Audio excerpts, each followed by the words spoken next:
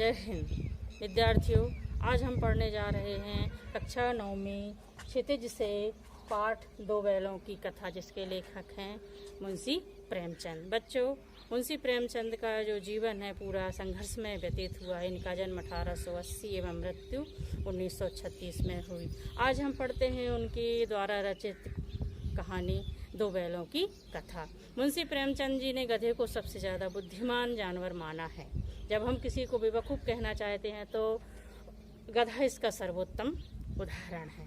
अन्य जानवर अपना क्रोध तो प्रकट करते हैं, मगर गधा नहीं। जैसे गाय के बछड़े को यदि नुकसान को पहुंचाने का कोई प्रयास करे तो उसकी माता जो है शहनी का रूप धारण कर लेती है।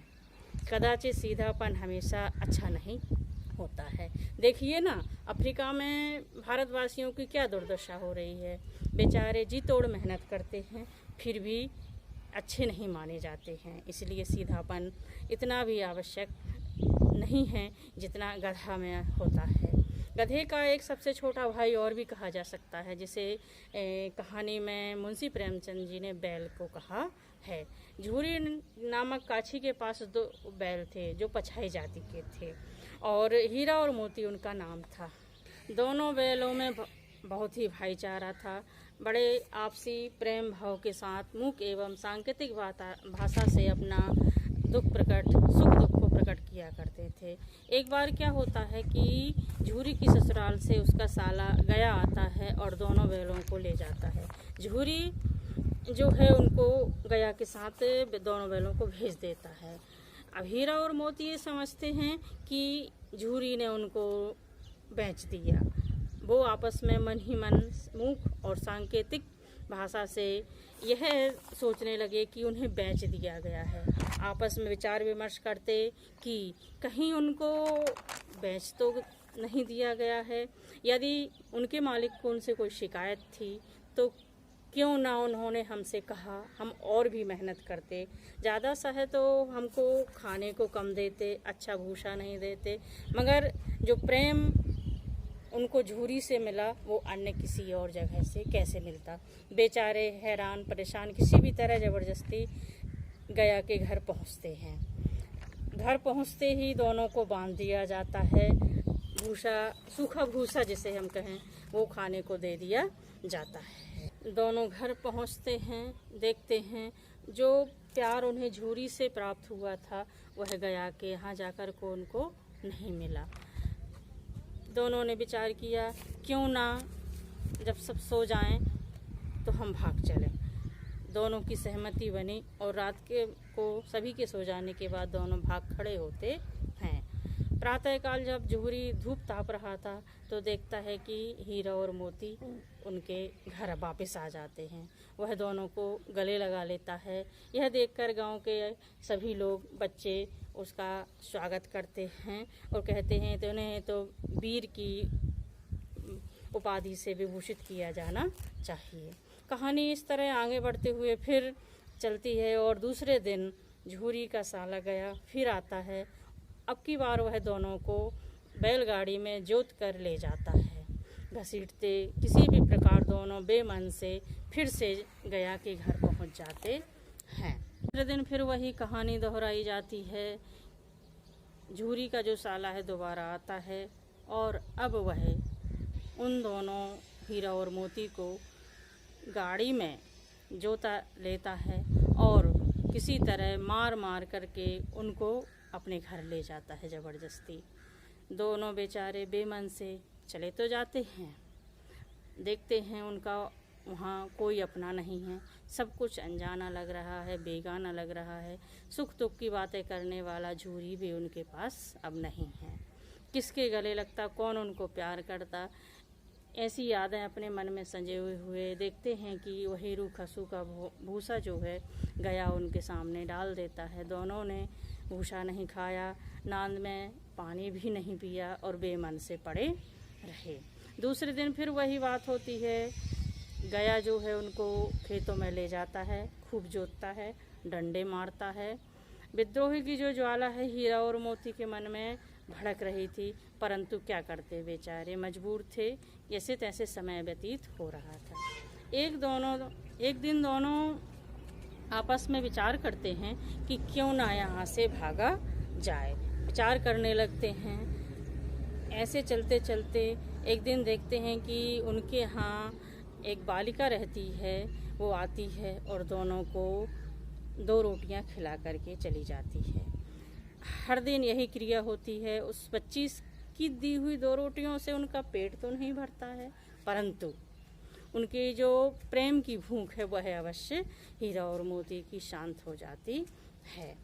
हीरा और मोती ने अपने मन से वो बात हटा दी कि अब हमें यहाँ से जाना है, परंतु अचानक एक दिन क्या होता है, सभी लोग खाना खा रहे होते हैं।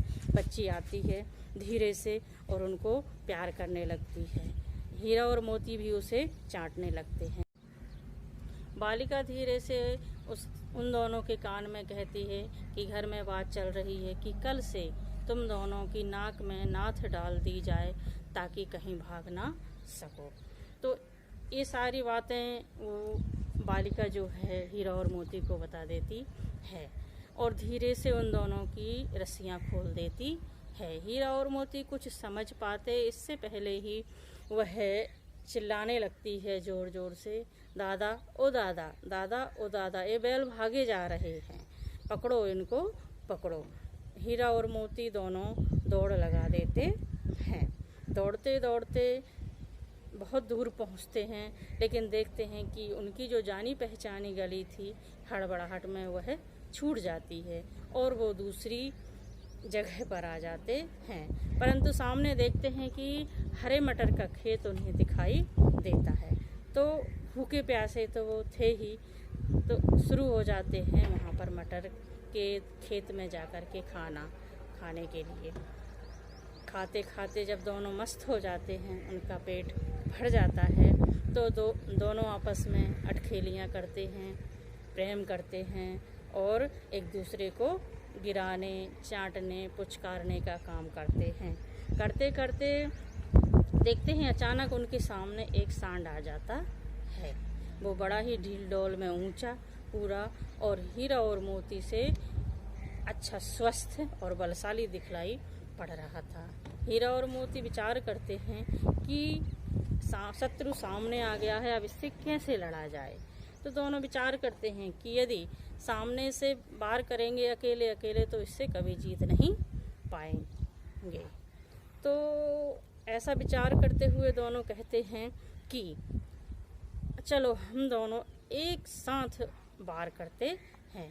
कभी हीरा आगे से मारता तो मोती पीछे से, सांड पीछे मुड़ता तो एक आगे से वार कर देता। इस तरह दोनों ने मिलकर के उस सांड को खदेड़ देते हैं, मार देते हैं, भगा देते हैं। उन दोनों बैलों में से एक बैल मटर के खेत में दोबारा घुस जाता है, दूसरा उसको मना करता है कि चलो घर चलें, परंतु वह नहीं मानता और लालच बस फिर से घुस जाता है। और थोड़ी ही देर में क्या देखता है कि खेत का रखवाला आ जाता है और उन दोनों को पकड़ करके कांजी होंस में बंद कर देता है। बेचारे हीरा और मोती के जीवन का यह पहला सबक था कि जब उन्हें कभी कांजी होंश में बंद किया गया हो। दोनों कांजी होंश में बंद हुए, क्या देखते हैं, ना खाने को ठीक तरह से घास है, ना पीने को पानी है। विद्रोह की ज्वाला वहीं भड़की। विचार करने लगे कि यहाँ से किस तरह निकला जाए। दोनों आपस में विचार करते हैं कि किस तरह से यहाँ से भागा जाए। हीरा मन में सोचता है कि ये जो दीवार है वह कच्ची मिट्टी की है। वह बार बार अपने सींगों से कच्ची दीवार की मिट्टी को खोदता जाता। खोदते खोदते कुछ मिट्टी वहाँ पर गिरने लगी। क्या देखता है, इतने में कांजी होंस का मुंशी आ जाता है और हीरा को मोटे रस्से से बांध देता है। मोती कहता है, लो मिल गया सबक, और चले थे दीवार तोड़ने। लेकिन फिर बाद में दोनों विचार करते हैं कि क्यों ना हम फिर आगे कार्यक्रम बढ़ाया जाए। तो मोती जो है हीरा का काम, अधूरा काम जो है वह पूरा करता है। मोती सींग से बार बार कच्ची दीवार में मारता है और धीरे धीरे दीवार टूट जाती है। दीवार के टूटते ही हीरा और मोती सभी जानवरों को भगा देते हैं। अंत में गधा बचता है भाई। गधा जो है फिर कहता मैं नहीं जाऊंगा, पकड़े गए तो फिर क्या होगा, डर के मारे। तो किसी भी तरह हीरा और मोती दोनों को भगा देते हैं। चूँकि हीरा बंधा हुआ था, वो भाग नहीं सका, तो मोती भी उसी के कारण नहीं भागा और दोनों बैठे रहे। जब कांजी हंस का मालिक आता है, देखता है कि सभी जानवरों को इन्होंने भगा दिया है, तो अपना सारा गुस्सा उन पर निकालता है और दोनों को खाने पीने नहीं देता। एक सप्ताह बाद देखता है कि कुछ लोग आते हैं नीलामी के लिए, जो जानवर हैं उनको खरीदने के लिए आते हैं, उनको कहा जाता है। तो एक दड़ियल आदमी ने हीरा और मोती को नीलामी के द्वारा खरीद लिया गया। नीलामी में लिए हुए हीरा और मोती को लेकर के दड़ियल आदमी जो है चल पड़ता है। चलते चलते दोनों कमज़ोर तो हो ही चुके थे, किसी भी तरह चलते चलते आगे बढ़े। क्या देखते हैं कि जिस रास्ते पर वो चल रहे थे, उस रास्ते पर तो वही उनका घर था, वही जाने माने खेत थे, वही कुआं था जहाँ पर वह पानी पिया करते थे, अपने मालिक झूरी के साथ आया करते थे। पहचान गए, उनमें चेतनता आई, उत्साह बढ़ा। दोनों ने विचार किया चलो भागा जाए यहाँ से। दोनों ने दौड़ लगाई और अपने मालिक झूरी के घर पहुँच जाते हैं।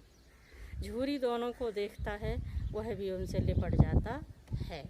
प्रेम मिलाप का यह दृश्य चलता रहता है। इतने में पीछे से बड़बड़ाता हुआ दड़ियल आदमी भी आ जाता है और कहता है ये दोनों बैल मेरे हैं, नीलामी के द्वारा मैंने इनको खरीदा है।